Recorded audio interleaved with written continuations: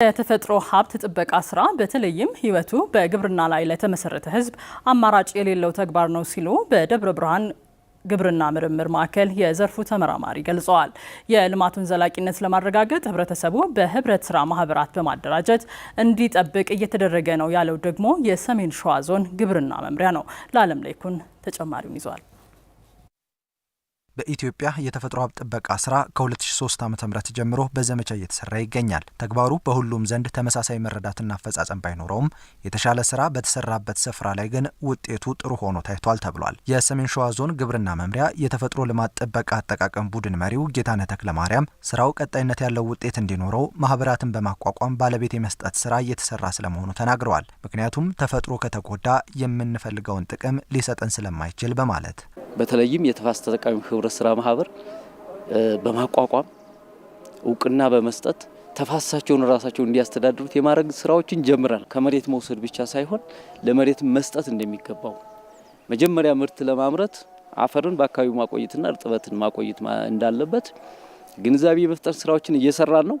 ሙሉ ነው ማለት አይቻልም። ችግሮች አሉ። በተለይ እዚህ ደጋው አካባቢ ወጥ የሆነ የአፈር ጥበቃ የመስራት ክፍተቶች አሉ። እሱን አጠናክሮ መቀጠል የተፋሰስ ተጠቃሚ ህብረት ስራ ማህበርን እያደራጀን እኛ ደጋፊዎች የሆነን ፋሲሊቴት እያደረግን እነሱ ራሳቸው እንዲመሩት የማድረግ ስራ ውስጥ መግባት ይጠይቀናል ብለን በተለይ ከ300 በላይ ተፋሰሶች ሰርቲፋይ አድርገናል።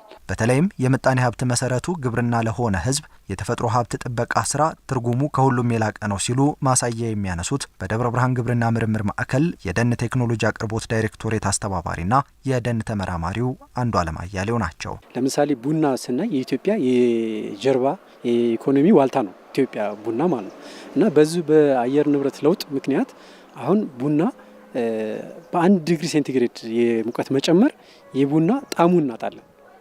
2 ዲግሪ ሴንቲግሬድ ቢጨምር ደግሞ የቡና የምርቱ ይቀንሳል። 3 ዲግሪ ሴንቲግሬድ በጨመረ ቁጥር ደግሞ ሙሉ በሙሉ የቡና የመጽደቅ የመኖር ህልውናው አደጋ ላይ ይወድቃል ማለት ነው። በኢትዮጵያ ኮንቴክስት ስናየው በየ10 ዓመቱ 0.37 ዲግሪ ሴንቲግሬድ የሙቀት ጭማሪ አለ። በ30 ዓመት ስንት ማለት ነው? 1.1 ዲግሪ ሴንቲግሬድ ማለት። ይሄ የሙቀት መጨመር በሰብል ላይ ተጽዕኖ አለው፣ በሚተከሉ ዛፎች ላይ ተጽዕኖ አለው።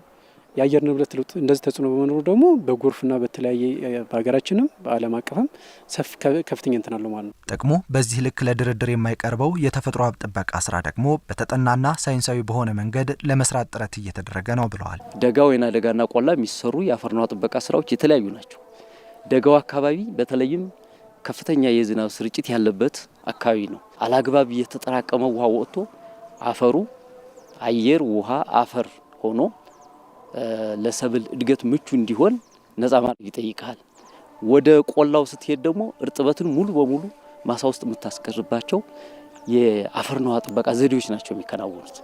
ስለዚህ በየቦታው የተጠኑ ናቸው። የዘርፉ ተመራማሪ አቶ አንዱዓለም በጎርፍና በተለያዩ ተፈጥሯዊ ክስተቶች የተሸረሸረን አፈር ለመመለስ የረጅም ጊዜ ልፋትን የሚጠይቅ በመሆኑ አስቀድሞ መጠበቅ ያስፈልጋል ይላሉ። አብዛኛውን የአፈር ንጣፋችን ስናየው በጎርፍ እየተሸረሸረ ነው የሚሄደው። 1 ሴንቲሜትር የአፈር ንጣፍ ብትወሰድብን ያችን ለመመለስ 1000 ዓመት ነው የሚፈጀው። 1000 ዓመት ማለት ስንት ነው?